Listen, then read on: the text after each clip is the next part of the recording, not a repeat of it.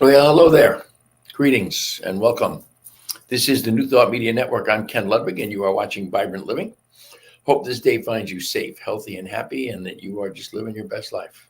Living a dream, whatever it is, wherever you are, whatever you're doing. Hope it's just the best you can do and the best you can be, and that you're enjoying yourself, that you're having a good time. That to me is the starting point for Vibrant Living, or maybe it's the ending point for Vibrant Living. Anyway, we start every show with a reading from this thing called You by Dr. Ernest Holmes. And let's just open this baby up. And we come to one of those rare pages where there's no quote. So what we do is we just turn the page and we come with this. Someday, when you sit down by the roadside, weary with struggle, you will listen deeply, and you will hear a voice saying, "This is the path, follow it." Even then I shall wait, for you are you, and you cannot return to your Father's house other than as a complete and perfect individualization of myself. Always I shall be waiting. I shall not reproach you when you return. You will be welcome. The time of your return is in your own decision. If it may, it may be now or at any time in that vast forever which stretches before you. That's a great just quote from Ernest Holmes regarding the idea that we don't return to God so much as we just refuse to leave. And let's read it again. Someday, when you sit down by the roadside, weary with struggle, you will listen deeply, and you will hear a voice saying, "This is the path, follow it." Even then I shall wait, for you are you, and you cannot return to your Father's house other than as a complete and perfect individualization of myself. Always I shall be waiting. I shall not reproach you when you return. You will be welcome. The time of your return is in your own decision. It may be now, or it may at any time, but maybe at any time in that vast forever which stretches before you. I really truly love that. It is the idea that it's the prodigal son is what it is, and we are all, each and every one of us, in one way, shape, or form, the the the, the prodigal son, and we all of us here at different times in our lives, depending on whether it's a little voice or it's a set of circumstances or a particular decision, we all come to that point where it's like, this is the path, follow it. Sometimes that path leads us away from our good. Sometimes it leads us right to our good. But regardless of which direction, it is the decision that we make to go hither and yon, if you will. The key piece, though, in that reading is once again that age-old thing that I say over and over and over again, which is never lose sight of God. Never lose track of that God self. I had an interesting conversation today. I went to the doctor to draw blood for an upcoming doctor visit. Just, general lab work. And there's a lovely young lady there. Her name is Jennifer. She sits at the front desk, and then there's like this doctor's office is very interesting. They have like this big, long front desk, and there's 4 different stations where there are young ladies there, and they are all patient services coordinators. They are not receptionists because they do a lot more than that. And I had this conversation with this lovely young girl. Her name is Jennifer, very open-minded. My Lisa keeps telling me that I am attracting these people to me. This is somebody who is very open-minded. She is a Christian. She didn't say anything denigrating, but she totally got the idea that she needs to be voting for a Democrat, that she's not going to vote Republican. She got that idea. That was part of our conversation. But she led me back to the area where they do the labs, where they take your blood, blah, blah, blah. But she led me back there. And before she even wrote my name down on the pad in front of the girl who checks everybody in, we talked for 5 minutes probably. And it was really, really interesting to talk to someone who was bright, sunshiny, alert, alive, just smart, bright. There's usually, my experience is there's no dummies working in medical offices. I mean, they have to have a certain amount of expertise and intelligence to qualify to do that work. And she does lots of stuff on the computer. She does all kinds of things in that office. And it was just great to have that conversation with her around the open-mindedness, around the difference between, in my mind anyway, my explanation of the difference between the idea from all religions that God is everywhere, and my idea of the metaphysical interpretation, which is there's no place where God is not. And she actually stopped and she went, huh, no place where God is not. I said, that means God is in every cell of your being, and God is in the spaces between every cell of your being. And she got that, and she got it immediately. And it resonated even with her Christian belief system, which I found fascinating. But anyway, nice conversation. Lisa keeps saying I'm attracting to me, big quotes, like-minded people. They're not 100% like-minded because they're, mostly in this part of the world. I'm going to find more Christians than I am metaphysicians by a long shot. But they're open. The intelligent people are open to a conversation about more than just what their little information silo brings to them. So that's fascinating. I put out there today that the subject matter was going to be vibrant living, and what is it to you? Vibrant, and that comes from a conversation I had yesterday with a friend of mine who was just talking to me about who I am. Basically, he was talking about to me about the fact I'm 73 years old. I am I'm someone who takes good care of myself. I do all the right supplements. I don't do supplements. I don't do supplements just in general. I do supplements for cause. In other words, everything that I take has a purpose to it. I don't take a multivitamin. I get my cellular nutrition from great plant-based shakes that are all food sourced. They're not artificial chemicals that so many supplements are. And I exercise. Those of you who watch the show know I go to my senior center here, which has a very modest gym at which I work out for anywhere from 75 to 90 minutes, 3 times a week, Monday, Wednesday, and Friday. I'm in better shape than I've been in 20 years. I just said this for the first time the other night, that I hadn't really thought about this, but I mentioned it the other night that I have probably added 7 or 8 pounds of muscle to my body, which at 72 into 73 that to me says, wow, nice job, is how I feel about it. I think it's pretty damn good on me, if you will. But my friend that was talking to me about this, he said, you need to spread the word a little bit.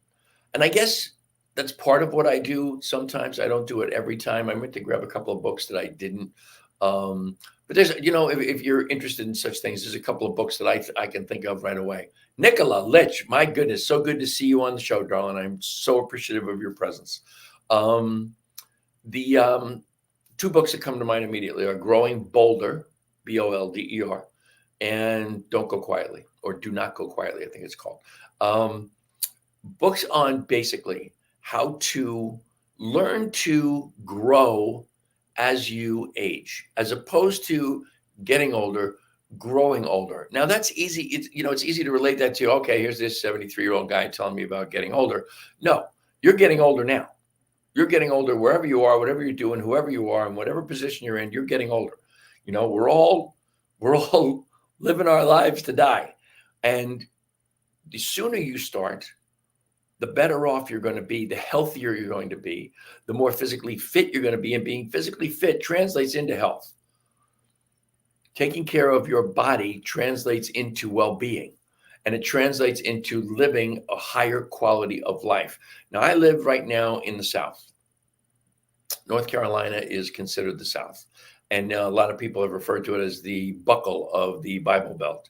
And, I'm not pointing fingers or denigrating anybody when I tell you that, by and large, people understand that in the South, there's a lot of overweight people. There's a lot of obese people. There's a lot of insane food available here. This is fast food hell, this part of the world. You can't spit without hitting a fast food joint. And I came to North Carolina and saw all kinds of fast food places I never heard of. I never heard of a Bojangles till I came down here. And there's other ones. There's Zaxby's, which I've never been in. I went to Bojangles one time. This is funny. I went to Florida for a business meeting, and I was driving back, and I was hungry. And I passed this Bojangles. They had a special 2 egg biscuit something deals for $5, whatever the hell it was. And I pulled in, and I got it. And I was talking to my wife, on the phone when I got back in the car. I was leaving. I was talking to my wife on the phone as I was headed north back up here. And I said, well, I've had my once in a lifetime Bojangles experience. I didn't eat all of it because it wasn't really all edible, and I will never set foot in Bojangles again as long as I live. But that's there's a lot of crap that passes for food or food-like substances, as I like to say, that people consume here. And there's something in the South that I never ever experienced really in Colorado, not in the metropolitan Denver area, which is pretty much where I live most of the time. Boulder, Littleton, Denver, Golden. That was pretty much where I lived most of the time that I was in Colorado for 46 years. And the one thing I didn't experience there that really fascinated me, even coming across the country as we started to come down towards the South to Tennessee and that kind of thing, is the crushing poverty that exists in this part of the country. There are people living in houses that are barely more than shacks. There are people living in trailers that you would swear nobody was living in because it looks like Mother Earth is about to reclaim it with vines growing over it and crazy stuff. And never saw that before. I shouldn't say never saw it before. It wasn't part of my experience in Colorado. So, and we know without a doubt or question that the poorer people are, the more they are attracted to fast food, because fast food is made to be that way. It's made to be inexpensive. It's made to be easy to get your hands on, and it's not healthy.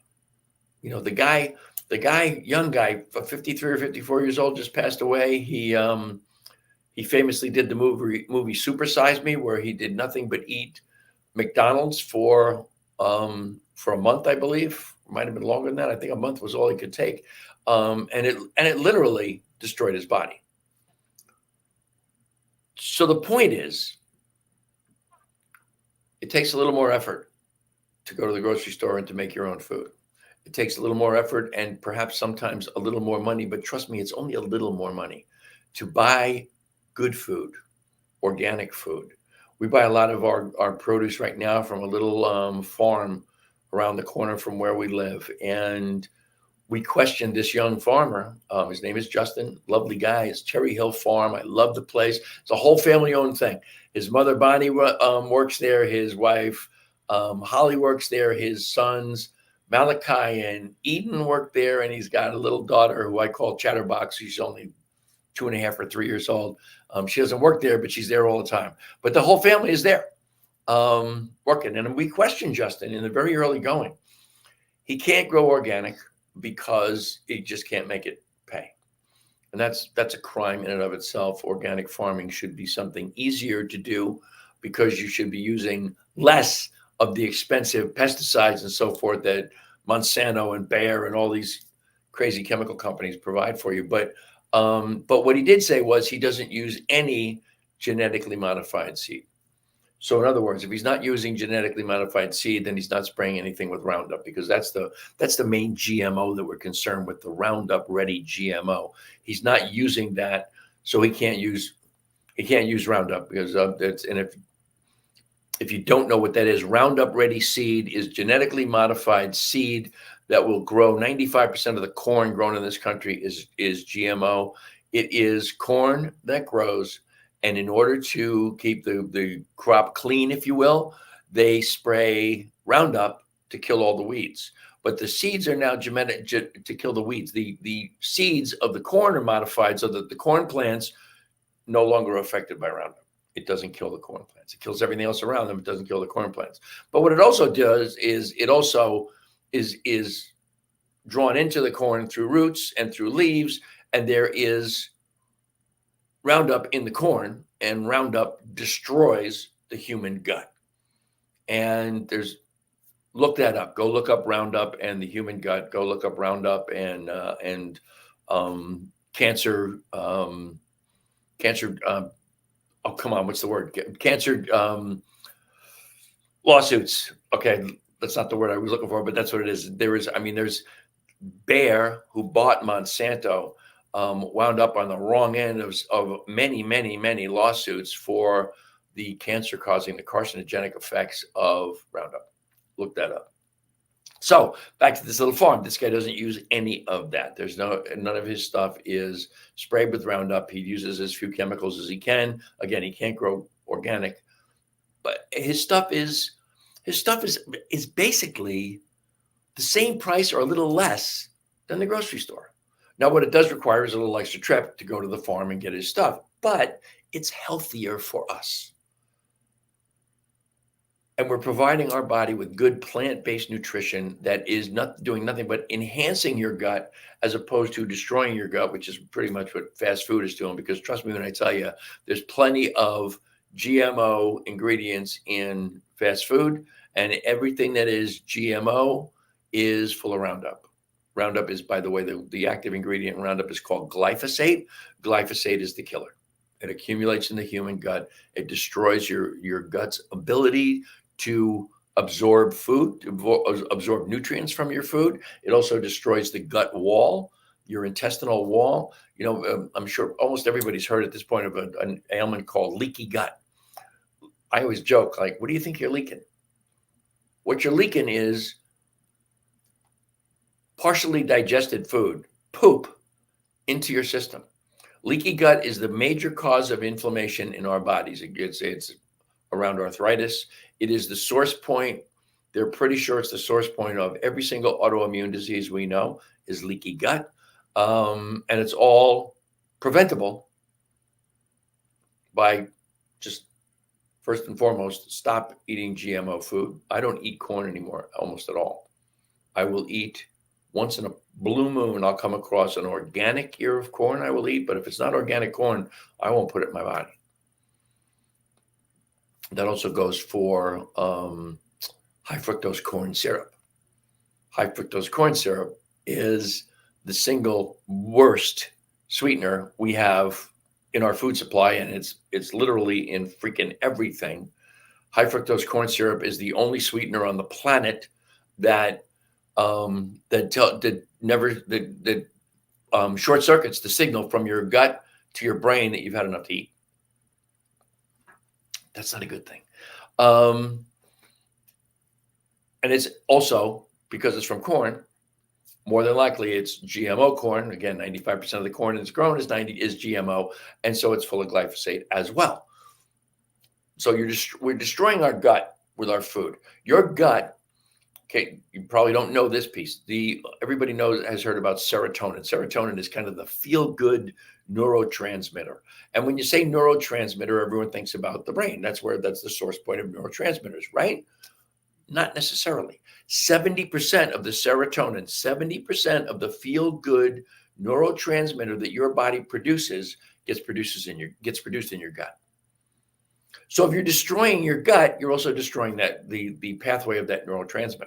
So the feel-good neurotransmitter is no longer working in your body.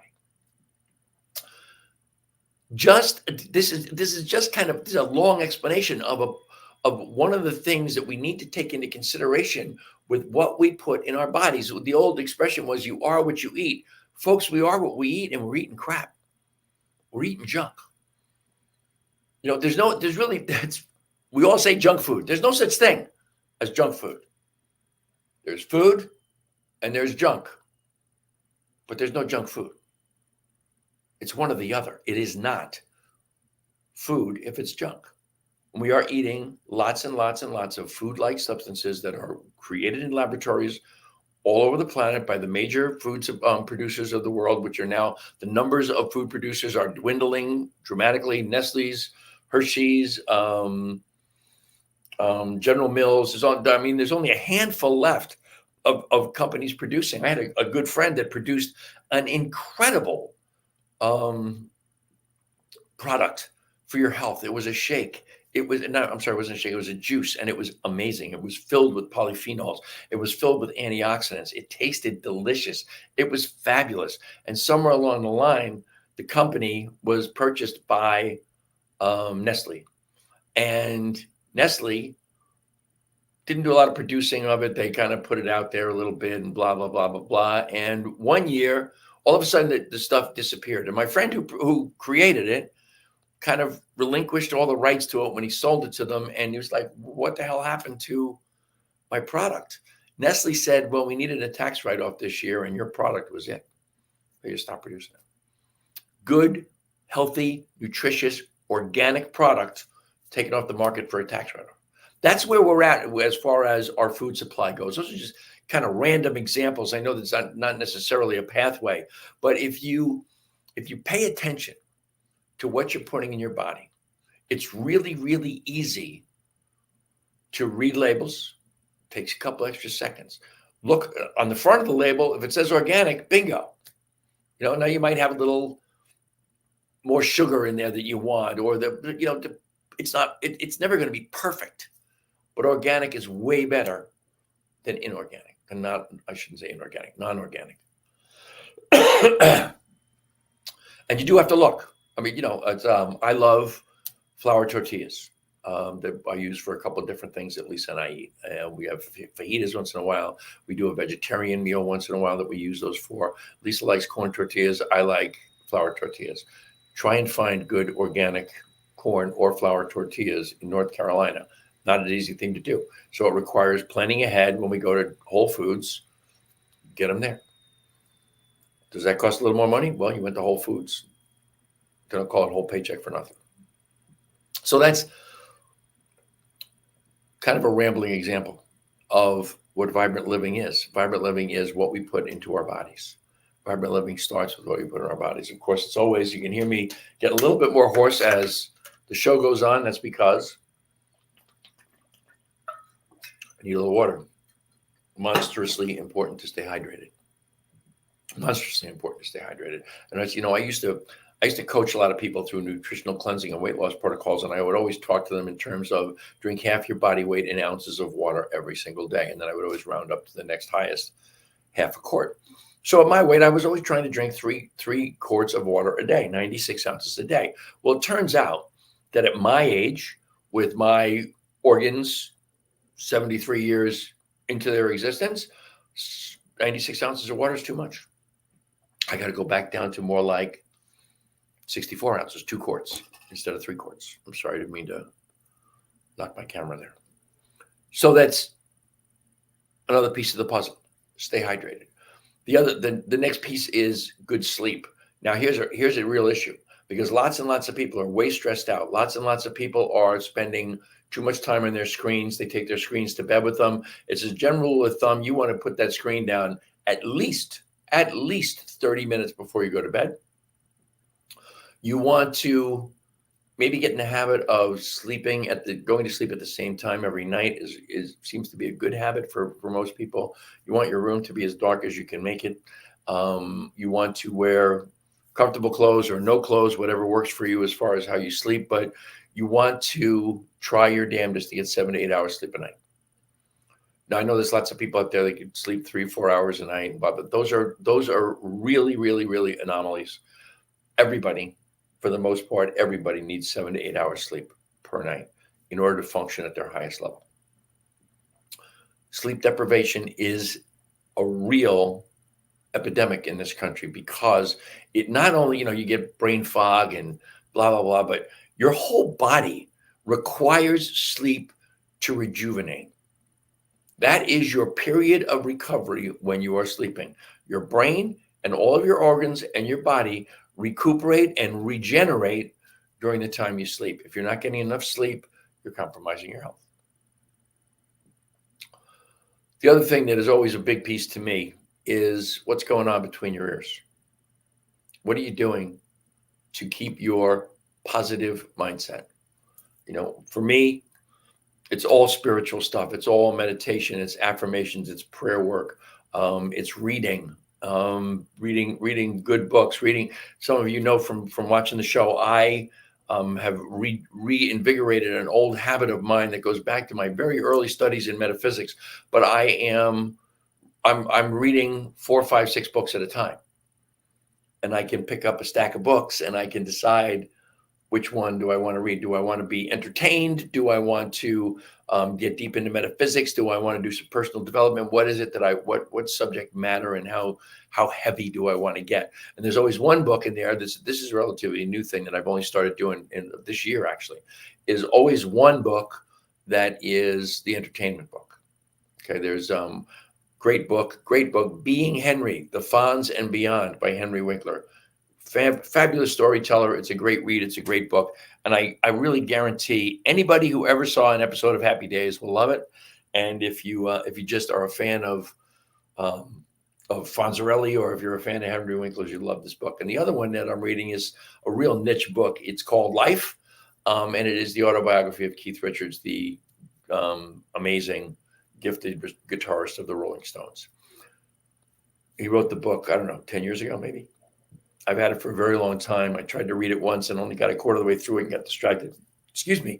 And now I'm reading it again, and I'm working my way through it. It's a great book. Great story. Lisa gave it to me a long time ago. Amazing how much Keith remembers from his days doing what he's doing. So that's part of the mindset piece. The final piece of the puzzle is, for me, fitness. The final piece is exercise. And there are things that happen. We have an epidemic of type 2 diabetes in this country. Nobody starts with type 2 diabetes. You work your way through, and you get more, your blood sugar gets more and more and more out of whack until you wind up pre-diabetic, which is still controllable. You can still kind of work your way out of that, and then you become diabetic. Now, according to the doctors, once you become diabetic, you'll always be diabetic, no matter how much you get your numbers back down. But what I have discovered is that aerobic exercise and cutting back on the sugar are key pieces of the puzzle. Now, the sugar thing is, this is a long story. I'm not going to go into it. I have a sweet tooth. I've always had a sweet tooth. It got worse once I got sober, because your body metabolizes alcohol and sugar pretty much the same way. So when I cut out the alcohol, all of a sudden sugar became more important to me. My body craved it. And consequently, my numbers went up. And I have always kind of danced around the pre-diabetic numbers. And you need to move. It's that simple. Cut back on the sugar, yes. White sugar is a killer, man. It's just a killer. And they've proven without a doubt that white sugar, it feeds cancer, and the lack of white sugar helps prevent cancer from growing. But the other thing is to move. And the movement is really more the aerobic exercise, and not even so much as aerobics as it is just movement, a daily walk. I do my, when I go to work out Monday, Wednesday, and Friday, I do 30 minutes on the sit-down elliptical machine, which is good exercise for me. But I just got my blood test back today from my poke this morning, and my A1C number, the number that you really kind of measure if you're moving into prediabetes, my A1C number is, well, I'll tell you, it's 5.9, and what the high range of normal is 5.6. When you get to 6.1, you're pre-diabetic, and at 6.5, you are diabetic. So 5.9 is not, I'm not comfortable with that. So I need to up-level that movement. I need to go I'm not going to go any more on the elliptical than the 3 days I already do it, but now I need to start thinking in terms of a morning walk every day. And I really have to do a morning walk, because I'll tell you what, living in this part of the world, an evening walk is out of the question, baby. It's hot and muggy, and it's like, no, thank you. I'm not walking anywhere. So that's a quick take on what I consider vibrant living and vibrant aging. They go hand in hand. And again, as I mentioned earlier, it starts now. I don't care how old you are. I first started lifting weights as a teenager, as a 13-year-old teenager. So I had just turned 13 when I started lifting my first weights, because I have a strangely shaped body and I had no muscles and blah, blah, blah. And I started working out with weights. Now, then there was that period of time. I did that for a long time, and then I kind of backed off, and then I got serious into my years of abuse, if you will, my addictions, and that kind of fell off big time. One of the first things I did when I got sober was go back into exercise, and that was in my late 30s. So it doesn't matter how old you are, exercise works.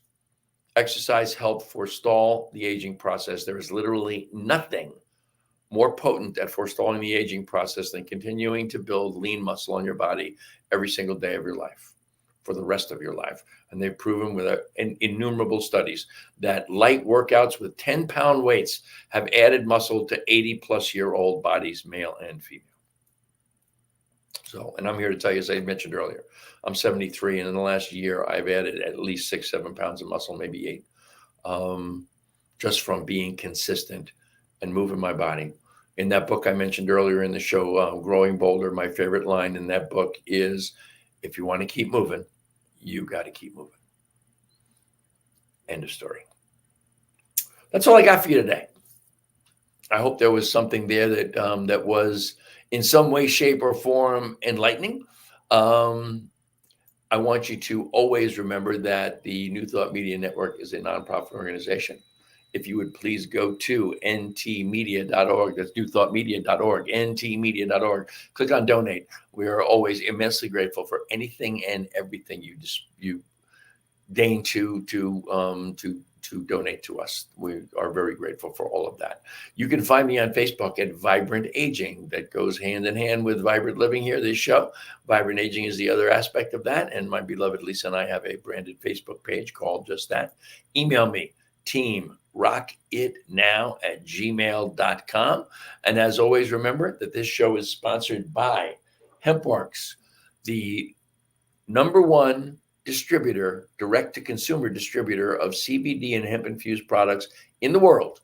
And the reason for that is because it is the cleanest, purest, highest quality, and most potent products that you're going to find anywhere, with the largest selection of various products, but also the largest selection of oils. And you can get the oils in full spectrum, which is the legal limit of 0.3% or less THC. You can get them in broad spectrum with no THC whatsoever. So if you take a very sensitive test for work, or if you have a rare allergy to THC, there's none in the broad spectrum. I use the full spectrum because I like the idea of having the additional cannabinoid in there besides the CBD.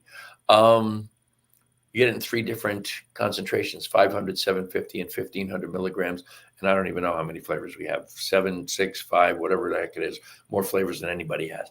I stick with peppermint because I really like it. Also, just a real interesting product is our hemp-infused coffee, 5 milligrams of CBD in every cup, along with some chaga mushrooms and other things for your health. I love that coffee because I can drink that late in the afternoon and it never affects my sleep at night. I don't know why that is, but it's just really just a great drink. So once again, let's go back to newthoughtmedia.org, ntmedia.org. Click on donate. I am always immensely grateful for the great gift of your time and your attention. I wish you, as always, all the love and all the blessings the universe has to offer. I hope you will join me every Thursday, 2 o'clock Mountain Time, 4 o'clock Eastern Time. Until the next time, my friends, namaste.